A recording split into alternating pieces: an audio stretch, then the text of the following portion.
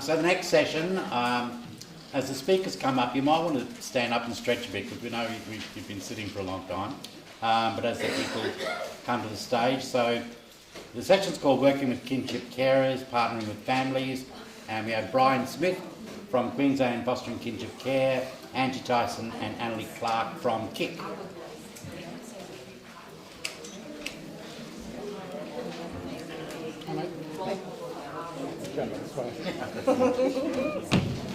Ange's going to do the acknowledgement. Yeah.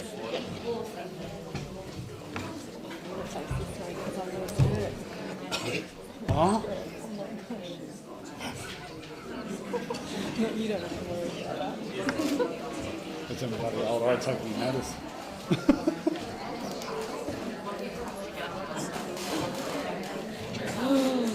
I tell Fiona she's going to be on the skirt watch.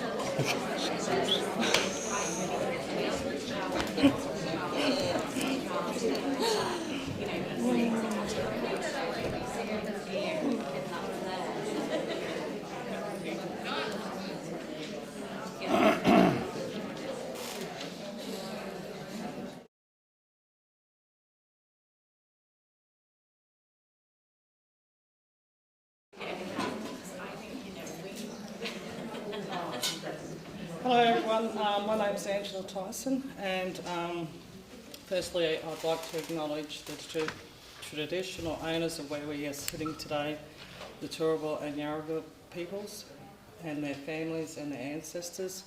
Also I'd like to acknowledge all the traditional owners for all the colleagues that are online and where they're sitting today. I'd like to acknowledge our elders, past, present and emerging, and for all their support personally with myself in working and giving me advice, guidance. I'd also like to acknowledge our children of yesterday, today and tomorrow, and our carers that are at the centre of our discussions today.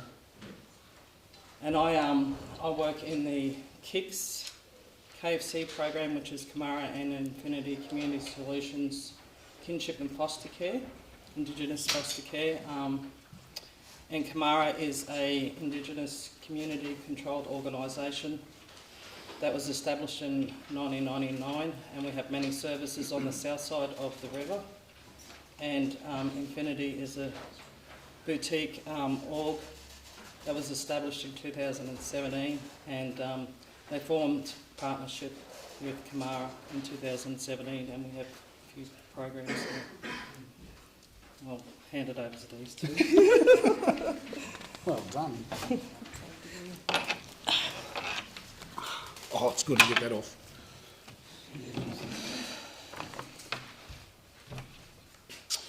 Well, welcome and thank you for attending today. Two things I have to say, and one was around Meredith's. I'm sorry, my name's Bryan Smith, Executive Director of Queensland Fostering Kinship Care.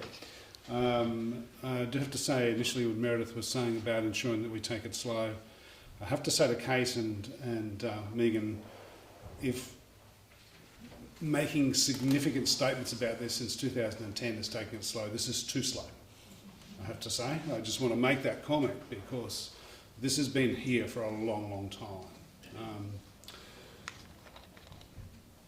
Grace's story. Now, this morning, I must say that I had to ask Grace her permission, which I did about a week ago after Annaley and Angela and I spoke. And she said, yeah, that's no problem. But at the time, she was more concentrating on an iPad than she was on me. Anyway, this morning I needed to make sure Annaley knows Gracie very, very well. Anyway, this morning I asked her again. And just before she went to school, just to make sure that she was okay, and she said, absolutely. Have I got a picture of a horse? No. Oh, I'm not interested in. See you later. However, I do have permission for Gracie's story, and Gracie is her real name. Gracie is also no longer in care, so we don't have to worry about any confidentiality issues, guys.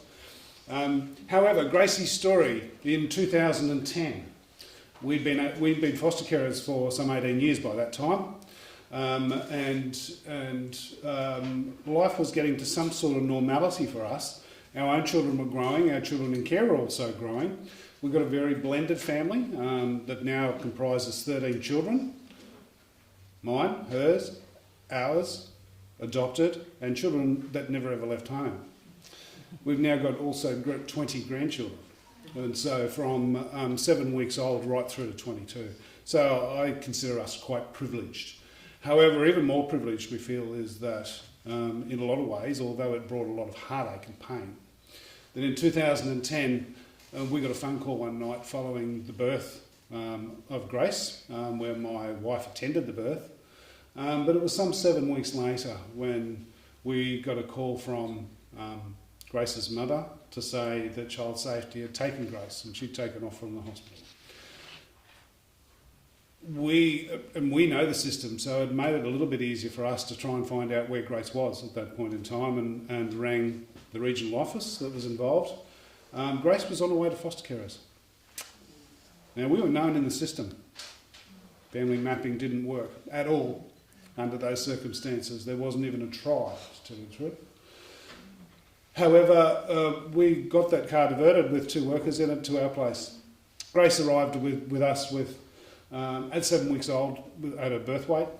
Her eyes were closed and she tended to sleep more than do anything else. She didn't even cry any longer.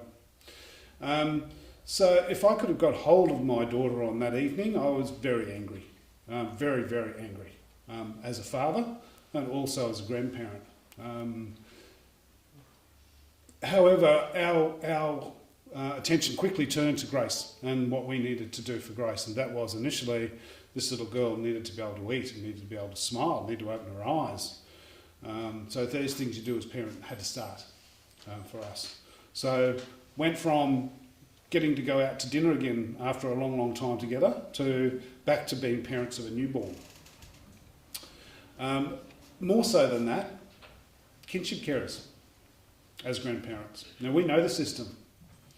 And I'll give you an abridged version of this today because it's too long to go through, but I can tell you we'd wish the department had bugger off and left us alone, to tell you the truth. As grandparents, we knew what we were doing. However, there was a case plan in place and that had to revolve around obviously our daughter and Grace's father in terms of how that looked and contact and how that looked, especially in the early days. Dad hadn't really had any contact with his daughter at all since she was born, had never parented at all in his life. And so that was a significant event for him, but also for our daughter who was homeless, who didn't want any help but wanted help. And for parents out there, if you'll know what that means. There was many phone calls, many tears, many emotions that went along with that, and as a kinship carer you have all of them.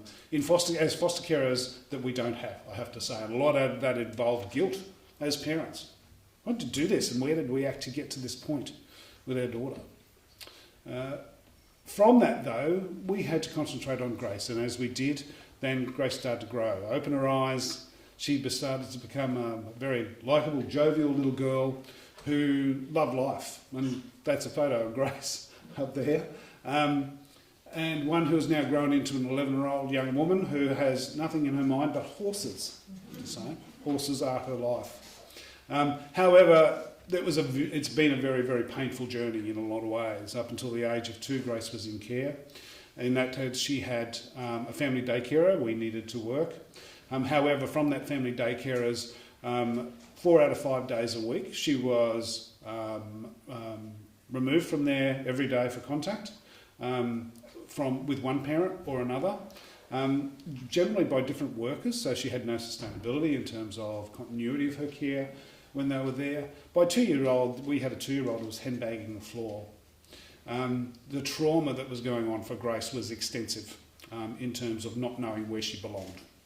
And while we were working as hard as we can with the department around case planning needs, that case planning wasn't being done very well, I have to say. In the end, a magistrate ordered Grace home to her father in 24 hours. And so within 24 hours, 2 workers took Grace away and to her father's. Dad had never parented and didn't have a clue, but Dad wanted his daughter. And we couldn't even work to it, to tell you the truth. That's the way the magistrate ordered, that's the way it was. we had to deal with Anna with a very angry family. As you can see, we've got a very big blended family. We've all allowed them as to grow up to be very independent young people and independent adults who had their say. And my God, they had their say. Unfortunately, as the grandparents and as the matriarchs of the family in this sense, that say was on us. While they were angry at the system, it was pointed at us. What can you do? Why can't we do this? Why can't Grace be with us? Why can't Grace be safe? And so on from that, Grace was with her father for about a month, and a spot check was done by child safety to find Grace asleep on a bed by herself with the door wide open and Dad nowhere to be found. Now, from that day, we went and picked up Grace from Beanley Child Safety, and word for anyone wearing name tags.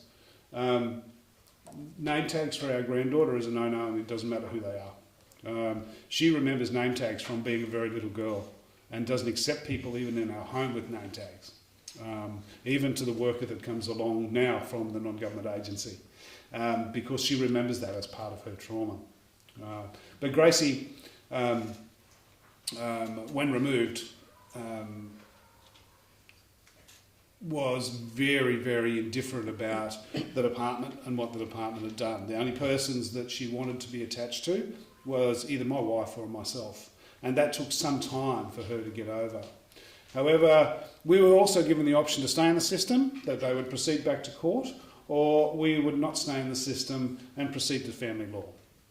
We made the decision, and even right now we don't know whether that was the right or the wrong decision, because there's many different opinions about whether that could have been okay or not okay. We made the decision to go down the track of family law. It took 4 years and $130,000. I don't know how too many grandparents have got that sort of money to go through a family law process. At that time, we were still like we were with the department, separated from Dad, not from our daughter, but separated from Dad, in terms of solicitors rather than the department this time. And it wasn't until we actually got to the end of that process, the very next week when we got a final order, that I was able to sit down with Dad and say, we're not here to take your daughter away. We're here to parent her and to keep her safe. And from that time on, Grace has had an exceptional relationship with her dad. So have we. It meant that we just needed to communicate. In this case, and it's happened in the department, and we see it with cases every day, communication doesn't take place. Those actions and reactions from people, because people don't talk. Now, there's a lot more to this story. However, Grace, as I said, now is 11 years old. She continues to live with us and will live with us for as long as Grace wants to. And hopefully that's for a long time yet. She continues to have a significant relationship with her father. She doesn't have any relationship with her mother, unfortunately. However, part of that is of her choosing, because connection is entirely up to Grace in terms of the way in which that works. She has that. She's got a phone. She's got Mum's number. And one day she will choose to call Mum. And we hope she does, because she's going to need some answers also for herself. However, on that track, then this is our story about Grace. I could go on and tell you 150 other stories about kinship carers that we've worked with, and especially in more recent times. We can't get this wrong. It's too important for children to remain with their families. The connection with their families, if they can't, is also just as significant. It doesn't matter what culture they come from, and it doesn't matter what community they come from. If we don't protect culture and community, we don't have kin. And so the work that we undertake now is just as important as what we were talking about in 2010.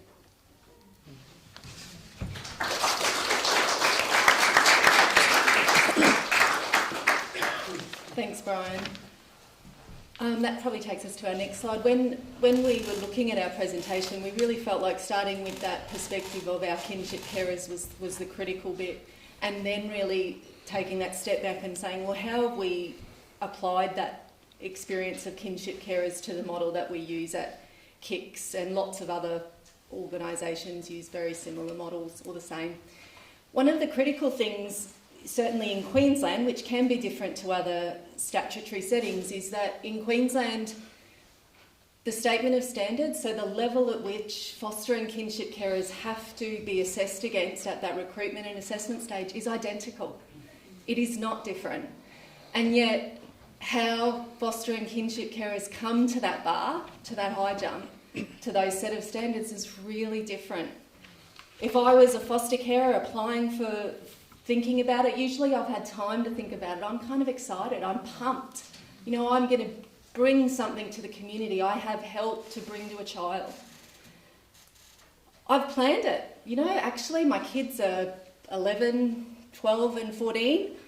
I could have a toddler again. I'm going to save up for a car seat. Oh, I'd love to get another high chair, nappy change table, not. You know, but I'm excited. I'm able to plan that. I'm able to go, actually, I don't want to be a foster carer of a toddler and work full time, so I'm going to change my lifestyle. I'm going to save to a point so I can make those really critical decisions.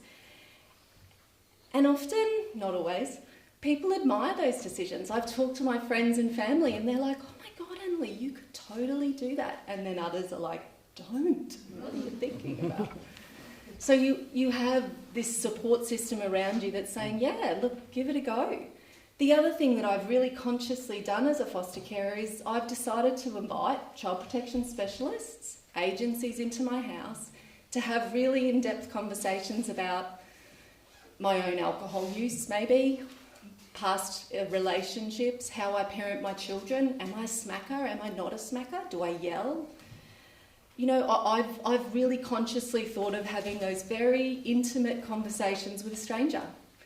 And I'm up for it. I choose it. Our kinship carers don't choose it. They're often called at an emergency point. There's family adversity, there's crisis, there's depleted resources. I'm sad that I've just heard that my brother's not looking after his kids properly. Maybe I don't really believe it, because I saw him a couple of weeks ago and he wasn't that bad. I'm ashamed. Like, what is it about our family that meant that that my brother wasn't looking after his kids and that we didn't see it? What does that mean about me as a social worker? What does that mean about my sister as a nurse? Like, what is it? Like, I'm so ashamed that that's happening. I haven't planned for it. I haven't got the 7-seater car because I'm going to add 2 more kids to my family. I haven't saved the extra money to fix up the broken window at the front of my house, which was fine because my boys are older, but my nieces are tiny and they can't have a window that's kind of in toddler kicking area with a slight crack in it. There's family fallout because at the point where I'm saying to the department or to the agency, I could do this, I can take my nieces, no probs-ish. My other sister's ringing and saying, are you mental? Now they won't work with Lawrence to give his kids back because you're stepping up. You're going to take away his opportunity to have his kids. My sense of family responsibility means that actually I'm choosing to invite the department in, but I'm not really conscious of that at the time. And so at KICS, we apply the family partnership model to that, and that's a model that really says that families are their own expert, and when we say families, we mean the kinship carer applicant, but equally mums, dads, aunties, uncles, all of that family. That the helper qualities that we need to apply are about respect. So respecting both the kinship carer, but equally mum and her contribution to that. Equally dad, nan, other family. There needs to be a sense of genuineness, that actually it's a privilege to support a family and a kinship carer. We're incredibly lucky to be funded by government to do that. But the family is their expert. And so if I genuinely sit in that space of families being their own experts, then I listen differently. I respond differently. I apply my statutory knowledge of the department differently. The skills of the helper are really critical. So that concentrated and active listening, the prompting, being really clear about the empathic responses. So not that actually you wanted to be a kin carer, the court said there's 6 hours of contact every Saturday, like suck it up or we'll find another placement. It's not that. It's about saying, what do I need to do differently to help your whole family do this? Family partnership model really says that those elements of our helping process start with relationship building. They start with meeting families, gaining their consent, building rapport, not just with the kin carer there. Kin mapping is awesome, except it's just a genogram. It's the kin engagement. It's when the kin carer says, Annaley, my sister is confused about why I would have to change the care arrangements for her children just because I've got to have my other sister's kids living here now because her daughter can't get a blue card and she stays at my house 3 nights a week because she works late at Macca's. So you need to have that conversation with her. So the relationship building stuff says, actually, I've got to engage the whole family in this kinship process. The exploring, listening to family stories, using motivational interviewing, encouraging, connecting, understanding the whole family story. That kin carer, her mum's story, dad's story, beyond them. The goal setting is really critical, particularly in that recruitment and assessment stage, because for some of our family members, it's about connection. I don't want to be the placement. I want to be the connection. So help me do that while we'll work over here on the other family member whose goals is about placement. For some of our kin carers, very early on, a bit like Bryan talked about with Grace's story, they're very clear. We ain't here for long. Department can take a 1-year order, but we will be out. We'll either be LTGO or, I always get them all, is it PCO? Or actually, we are just going to work really hard with my brother, with my daughter, to get the child protection case plan done so she can get the kids back. And so when we sit with a kin carer and we understand what their goal is, then we can modify our support strategies accordingly. It's not about that application at the assessment phase is not about lowering the bar, but it's about having a kinship model that says, the same way if I have a foster care model, I have money in my budget to put ads for foster carers on buses or on the side of the road. So I have money in our budget to fix that window. No cars, sadly. I hear cars coming up a lot today. I feel like it's a real challenge. But we do have funds for that recruitment stuff around what is it that we need to do to make it easier for you to step into this really challenging space. Over to you, Angela.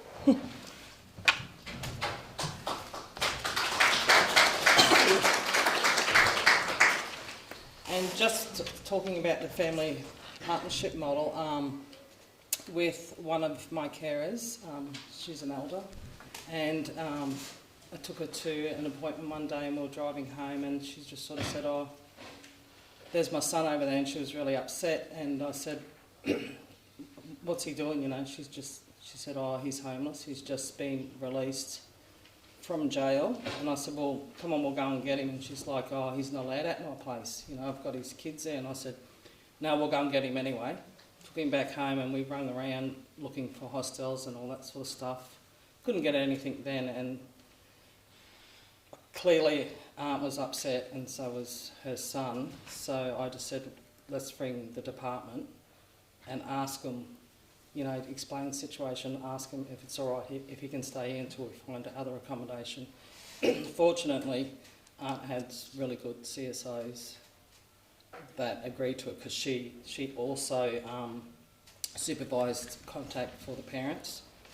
So yeah, that was a really good outcome, but I knew that if Aunt knew that he was still homeless and you know, didn't have food, couldn't share or anything, I knew that she wouldn't be able to function properly, knowing that her son was sleeping at the bus stop, you know. So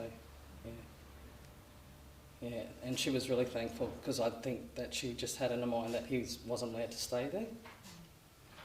Child safety were really good, so yeah, that's a good example of working not just with the carers but with the extended families and the best outcomes. Yes. we felt like it was important to, I might get over there now, look over here, is to say that in that support next phase, that support and monitoring, things get a little bit more similar with foster carers. Like they're both experiencing joy of having the kid there. They're both experiencing valuing the support of the statutory agency, but both foster and kinship carers equally have some challenges with the statutory agency. And there's this, challenge around balancing the child's needs and the whole family. So those are really similar for foster and kinship carers, but equally at that support and monitoring stage for an agency point of view, kinship carers still have that grief, they still have that sadness, there's still shame associated with their experience, and like the slide shows, they've still got the whole of their extended family that they carry in the context of that placement. And again, we apply family partnership model. We partner with the family to make a safe placement for the child while they need it. And sometimes that means, like, it's not advocating, but sometimes that means helping. So we've got a nan at the moment who said, I think my daughter's doing the right thing, but we've had a change of CSO and things aren't moving for the kids. They're not getting increased contact. And so we met with mum. We had the case plan with us. Mum could show she'd done this parenting course and that parenting course. We took all the photos of them, we sent them into the CSO, CC'd in the team leader, and said, hey, the carer, the kin carer, Nan, is worried that mum's progress isn't being recognised. Now, that's not us being a family intervention service, that's being the kin support service, because this was a worry for Nan. Ange's got some other examples of support. Connection. I also do the kin mapping and kin finding, which has been successful. But we had one young 10-year-old that his mother passed away when he was quite young. Father's whereabouts is unknown. We managed to locate extended aunt, cultural aunt, and within the first, he didn't go to stay with her. It was a slow transition. He didn't stay with her straight away, sorry. Slow transition. So there was a lot of family contact on weekends, and she introduced him to other extended family. She actually took him back to his mother's country, and where she was laid to rest, and he got to meet all his maternal aunts and uncles, and all the family came together and went to her gravesite and done the gravesite out and everything like that. So, and he's met a lot of his paternal family as well now. So that was really lovely. You can see the changes in his behaviours because he started his healing process, healing journey. So yeah, it's beautiful to see.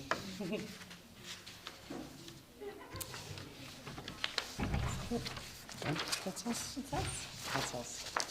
That's us.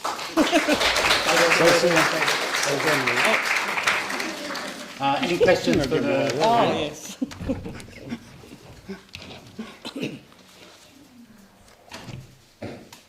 I mean, I always love it when we have presentations where real work can be showcased and real stories told, because it's such an inspiration to hear those stories. So were people inspired by what they heard today? Yes, good.